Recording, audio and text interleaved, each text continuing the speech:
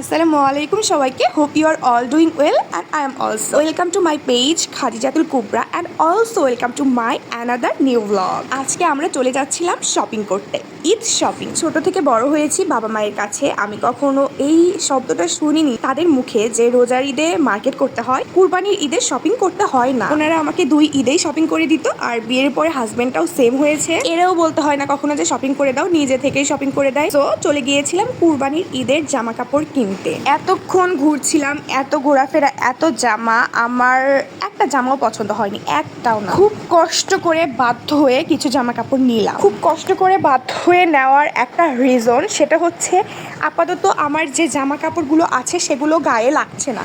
সবগুলো না, যেগুলো আগে থেকে টাইট ফিটিং হতো সেগুলো আমার গায়ে হচ্ছে না। লাইক সিরিয়াসলি ভাই, মানে আমি নিজেই অবাক হয়ে যাচ্ছি। আমি কিভাবে কেমনে কি হলো আমি কিছুই বুঝছি না। আমার মাথার উপর দিয়ে চলে যাচ্ছে সব। প্রেগনেন্সির পর কিছুটা ওয়েট বেড়ে গিয়েছে আমার। আমি খুব চেষ্টা করছি ওয়েট আবার লস করা, and hope I can do it. কারণ এর আগে আমি আমার ওজন 14 কেজি কমিয়ে ফেলেছিলাম, তাও আবার কোনো ডক্টরের ডায়েট চার্ট ছাড়া, নিজে ডায়েট চার্ট তৈরি করে এরপরে কমিয়েছি। তাই আমার একটা বিশ্বাস আছে আমি পারবো। আমি যে ওয়েটটা থেকে মূলত 14 কেজি কমিয়েছিলাম, আমি আবার সেই ওয়েটে ফিরে গেছি। এর বেশি হয়নি, আমি ঠিক সেই ওয়েটে আবার ফিরে গেছি। সো এখন আমার ওই ওয়েটটা থেকে মূল লক্ষ্য আরও 20 কেজি ওয়েট লস করা।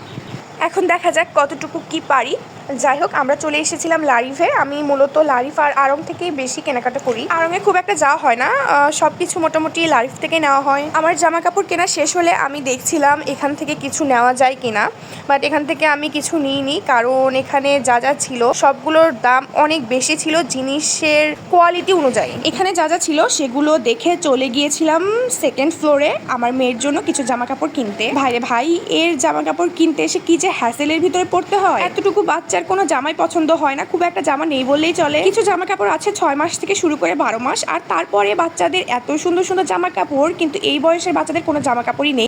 এরপরেও দেখছিলাম কি নেওয়া যায়। এর উপরে হয়ে গেছে আর একটা ভেজাল। ভেজালটা কি? ভেজালটা হচ্ছে আমার জামা কাপড় কিনতে গেলে তো আমি আমার পছন্দ মতো কিনতে পারি, কিন্তু বাচ্চাটা যেহেতু আমাদের দুজনের, সো বাচ্চার জামা কাপড় তো আমি একা পছন্দ করে কিনতে পারছি না। যেটা আমার পছন্দ হচ্ছে সেটা বাচ্চার বাবার পছন্দ হচ্ছে না, আর যেটা বাচ্চার বাবার পছন্দ হচ্ছে সেটা দেখে আমার চোখ আকাশে উঠে গেছে আর কি। ভাবছি যে একটা মানুষের জামা কাপড় পছন্দের বিষয়ে এত যাই হোক, এই যে এখানে আমি ওকে বারবার দেখাচ্ছিলাম এটা নিব কিনা, এটা নিব কিনা, সে মুখ গোমরা করে বসে আছে, মানে তার পছন্দ হয়নি বাট কিছু বলছিল না। এরপরে আমি এই গুরু দায়িত্বটা তাকেই দিয়ে দিলাম যে আমি পছন্দ করবো না, তুমি তোমার যেটা পছন্দ হয় তুমি সেখান থেকেই নিয়ে নাও। যদিও বাবুর জন্য কয়েকটা জামা কাপড় নেওয়ার কথা ছিল, কিন্তু একটা জামা কাপড় নেওয়া হয়েছে, মানে একটা ড্রেস নেওয়া হয়েছে আর কি। হ্যাঁ, তাও আবার অনেক কষ্টে। এরপরে চলে গিয়েছিলাম জুতা কিনতে। এর আগে যে জুতোগুলো দেখেছিলাম ঠিক সেই জুতোগুলোই, কোনো নিউ কালেকশন নাই।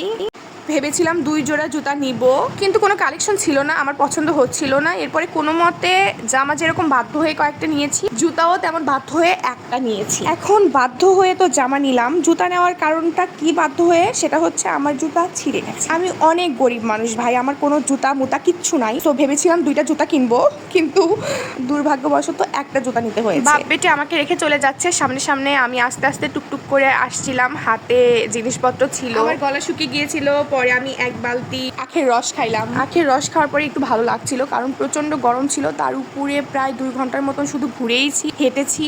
দেখি আমার মেয়ের জামাটা পছন্দ হয়েছে কিনা। আম্মু, তোমাকে যে জামাটা কিনে দিয়েছি তোমার পছন্দ হয়েছে? অনেক পছন্দ হয়েছে। ওকে ওকে, হ্যাঁ তার পছন্দ হয়েছে। এরপরে আমরা চলে যাচ্ছিলাম বাড়িতে, ব্যাক করছিলাম। সো আজকের ভিডিওটা এই অবধি। সবাই সুস্থ থাকবেন, ভালো থাকবেন, আল্লাহ হাফেজ।